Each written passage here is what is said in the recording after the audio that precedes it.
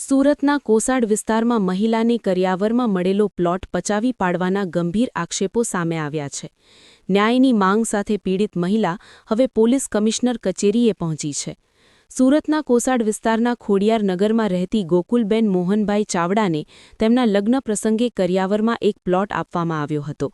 મળતી માહિતી મુજબ આ પ્લોટ દિલીપભાઈ મોહનભાઈ ચાવડાએ વર્ષ 2009માં અંદાજે 1,90,000 રૂપિયામાં ખરીદ્યો હતો, પરંતુ છેલ્લા ઘણા સમયથી આ પ્લોટ પર ગેરકાયદેસર કબજો કરવાનો પ્રયાસ થતો હોવાનો પરિવારજનોએ ગંભીર આક્ષેપ કર્યો છે।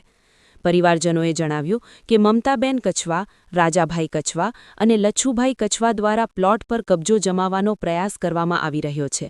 અમારે વારંવાર પોલીસ પાસે રજૂઆત કરી છે, છતાં કોઈ યોગ્ય કાર્યવાહી થતી નથી।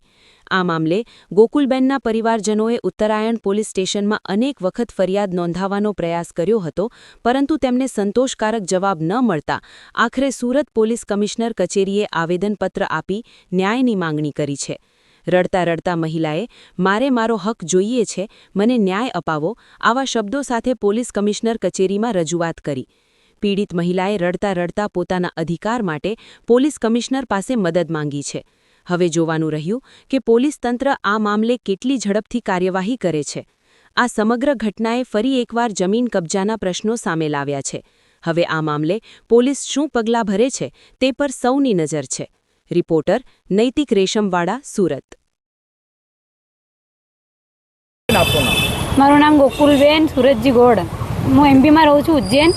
ને મારા પપ્પાએ મને કન્યાદાનનો પ્લોટ આપ્યો હતો, તે અહીંયા બરથાણા ગામમાં છે ને એ લોકો મને બાંધવા નથી દેતા સાહેબ।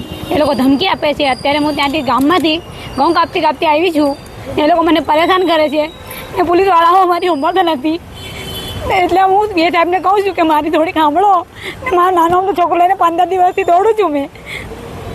બેન, કેટલા સમયથી તમે ત્યાં રહો છો અને કન્યાદાનમાં કયા વર્ષમાં આપ્યું હતું? 17 વર્ષ થઈ ગયા છે સાહેબ મને।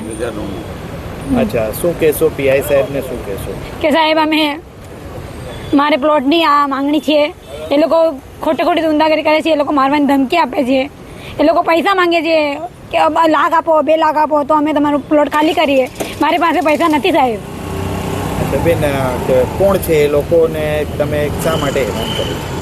એ લોકો છે ને પેલા બાજુમાં રહેતા હતા, એ લોકોનું મકાન વેચી દીધું છે અને મારા પ્લોટ પર કબજો કરે છે એ લોકો। આપનું નામ?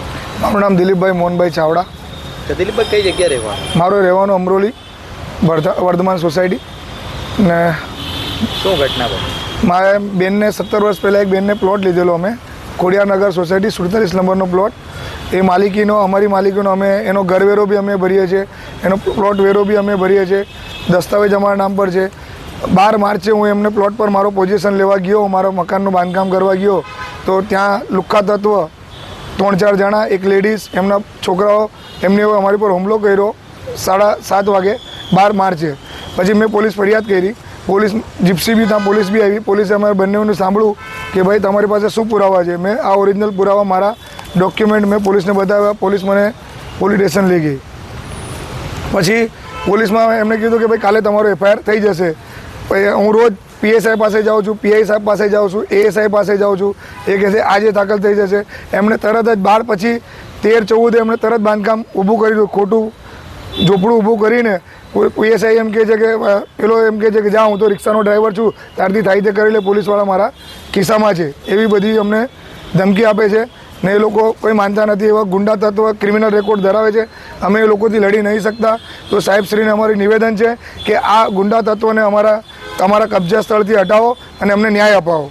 અમને પોલીસ કમિશનર સાહેબ પર પૂરો વિશ્વાસ છે, અમને અમારી ફરિયાદ સાંભળે, નહીં તો અમારે છેલ્લે આપઘાત કરવાનો વારો આવશે।